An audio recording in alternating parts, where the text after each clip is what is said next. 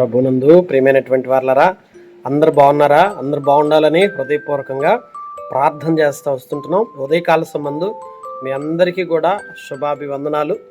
ఈ యొక్క సమయంలో మనం చూస్తూ వచ్చినప్పుడు అపోస్తుల కార్యాలు 12వ అధ్యాయం 12వ వచనంలో అక్కడ అనేకులు కూడి ప్రార్థన చేయుచుండిరి.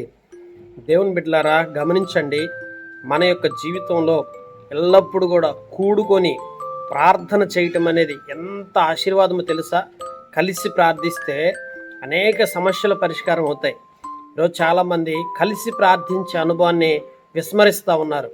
వ్యక్తిగతంగా ప్రార్థన చేసుకుంటూ ఉంటారు, కానీ కలిసి ప్రార్థించిన వారు ఉంటారు. కుటుంబాల్లో భార్యాభర్తలుగా, కుటుంబముగా, బిడ్డలతో కలిసి అందరూ కలుసుకొని ప్రార్థన చేసినప్పుడు దేవుడు అనేకమైనటువంటి గొప్ప కార్యాలు మన జీవితంలో జరిగిస్తూ వస్తాడు. ఆత్మీయ విషయాల్లో మన భారాలను కూడా ఒకరికొకరు పంచుకోవాలి. ఒకరి సమస్యలు ఒకరు చెప్పుకోవాలి, ఒకరి కష్టాన్ని మరొకరు చెప్పుకోవాలి, ఇబ్బందులను చెప్పుకోవాలి, ఇరుకులను చెప్పుకోవాలి. ఏదైతే శోధనలు మన జీవితంలో తలెత్తుతున్నాయో అటు వాటిని కూడా ఇతరులతో చెప్పి మా కొరకు ప్రార్థించమని ఒకరికొకరు మనస్సు కలుపుకొని ఏం చేయాలంటే కలిసి ప్రార్థించాలి. అప్పుడు ఒకరి అవసరతలు మరొకరు తెలుసుకొని మరి ప్రార్థించాలి. కలిసి ప్రార్థించడం. అందుకే దానియేలు జీవితంలో మీరు గమనించినట్లయితే దానియేలుకి సమస్య తలెత్తినప్పుడు దానియేలు తన స్నేహితులను పిలిపించాడు, సహాయం కొరకు అడుగుతూ వచ్చాడు. కలిసి ప్రార్థిద్దాం రమ్మని వారి సహకారాన్ని అందించాడు. వారందరికి కూడా ఒక్కొక్కరికి వేరువేరు తలంతులు ఉన్నాయి, వారి అనుభవాలు వేరు. షడ్రకు, మేషకు, అబేద్నెగోలు వీరి అనుభవాలు వేరు, దానియేలు యొక్క అనుభవాలు వేరు. అంటే దేవుడు వారిని వారి వారి పర్పస్లో వారికి ఇచ్చిన తలంతులను బట్టి వారు ఆత్మీయంగా కొనసాగుతున్నారు.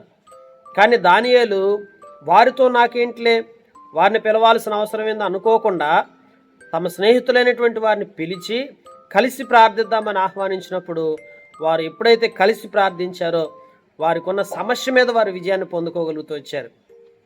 ఈరోజు నీ జీవితంలో ఏదైనా పరిస్థితి వచ్చినప్పుడు, ఏదైనా కష్టం ఏర్పడినప్పుడు, ఆర్థిక భారాలు, ఎన్నో సమస్యలు, ఎన్నో సుడిగుండాలు గుండా వెళ్తుంటాం, కానీ ఇతరులతో కలిసి ప్రార్థించాలి అనే ఆలోచన మనలో లేకపోవటం ఈరోజు మనం ఆశీర్వాదకరంగా చేయబడకపోవటానికి కారణమై ఉండొచ్చు. కనుక గ్రహించాలి. అందుకే అనేక పర్యాయాలు అనేకులు వారి వారి కలల భావాలు తెలుసుకోవడం కోసం మరి దేవుని సన్నిధిలో వారు ప్రార్థించినప్పుడు వారు నిజంగా ఎప్పుడైతే స్నేహితులతో కలిసి ప్రార్థించాడో దేవుడు ఆ కలభావాన్ని బయలుపరుస్తూ వచ్చాడు, తేటపరిచాడు, తెలియపరిచాడు. ఈరోజు మన జీవితంలో కూడా ఏవైనా మర్మయుక్తమైన సంగతులు, ఏవైనా నీ జీవితంలో గ్రాహ్యంలోనికి రానివి, ఏ విషయాలైతే నీ జీవితంలో తెలియకుండా నీకు ఇంకా అర్థం కాకుండా ఉన్న పరిస్థితుల్లో ఉన్నవి ఏమైనా నీ జీవితంలో ఉంటే అట్టి వాటిని దేవుడు గ్రాహ్యంలోకి తీసుకురావాలంటే నీవు కొంతమందిని ఏర్పరచుకొని వారితో కలిసి ప్రార్థన చేసుకుందామని చెప్పి కలిసి ప్రార్థన చేసినప్పుడు దేవుడు మనల్ని ఆశీర్వాదకరంగా చేసుకుంటూ వస్తాడు. ఉదయకాల సంబంధం మనం ఆలోచించినట్లయితే అట్టి రీతిగా ప్రతి ఒక్కరు కూడా ఆత్మీయతలోకి రావాలి. అపోస్తుల కాలంలో మీరు చూసినట్లయితే అపోస్తులందరూ కూడా ఎందుకంత ఉజ్జీవాన్ని వారు అనుభవించారంటే వారు కలిసి ప్రార్థించేవారు. ఈరోజు మన జీవితంలో ఎన్నో సమస్యలు, ఉదయం లేచిన దగ్గర నుంచి సాయంత్రం పడుకునేదాకా మానవుడికి నెమ్మది లేదు, కలవరం, అశాంతి, అలజడి, అనేక సమస్యలు, అవి పరిష్కారం దొరకక ఎంతో కలత చెందుతూ ఉన్నాడు. ఎట్లా సాధించాలి, ఎట్లా వాటి నుంచి విమోచించబడాలి, ఎట్లా వాటిలో జీవితంలో ఆశీర్వాదకరంగా చేయబడాలి అని వాటి గురించి ఎంతో ఆలోచనతో బ్రతుకుతున్నాడు. అట్లాంటి ఆలోచనలో బ్రతుకుతున్న మన జీవితంలో మనం ఆలోచించినట్లయితే మనకెట్లా విజయం ఇస్తాడు? మన పూర్వీకులు, మన పితరులైనటువంటి వారు ఎట్లాగైతే ఆశీర్వాదకరంగా ఉండి ఆ రీతిగా వారు క్షేమాన్ని అనుభవించారో అలాగనే ఈ దినాల్లో మనం కూడా క్షేమాన్ని అనుభవించే విధంగా, ఆశీర్వాదకరంగా చేయబడే విధంగా, దేవుని కొరకు మనం ఆశీర్వాదకరంగా ఉండే విధంగా కలిసి ప్రార్థించడం అలవరుచుకున్నట్లయితే దేవుడు తప్పకుండా మన జీవితంలో గొప్ప మేలు చేసి మనల్ని ఆశీర్వదించి స్థిరపరుస్తూ వస్తాడు. ఆశ్చర్యమైన కార్యాలు చేస్తాడు, ఊహకందని కార్యాలు.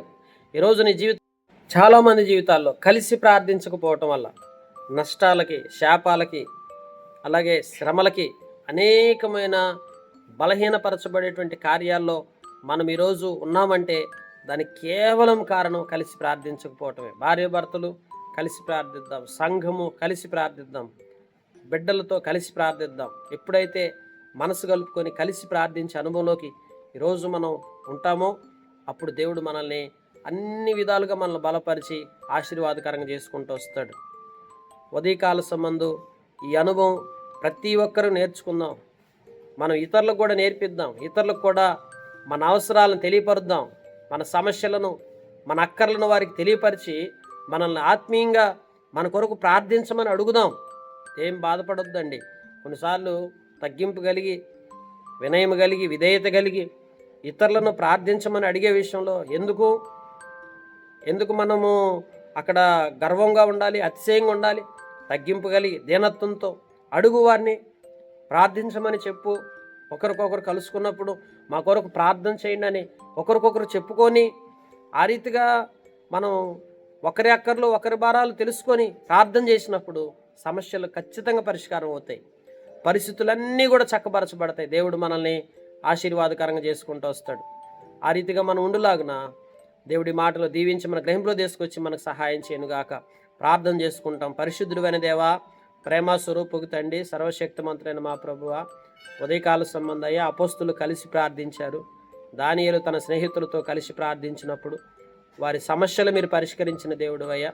ఉదయకాల సంబంధం నీ బిడ్డలైన వారు ఎవరైతే సమస్యలు గుండా వెళ్తున్నారో వారి సమస్యలు పరిష్కరించబడలాగా కలిసి ప్రార్థించి దీవెన పొందేటువంటి వారు గుండులాగా మీరే సహాయం అందించవలసిందిగా యేసుక్రీస్తు ప్రభు నామం పేరిట అతి వినయంతో ప్రార్థించి అడిగి పొందుకొని ఉన్నాం తండ్రి, ఆమెన్. మన తండ్రిన దేవుని ప్రేమయు, కుమారుడైన యేసుక్రీస్తు ప్రభు యొక్క కృపయు, పరిశుద్ధాత్మిక అన్యోన్య సహవాసము సదాకాలం మనందరికీ తోడై నడిపించునుగాక. Amen. Praise the Lord. God bless you.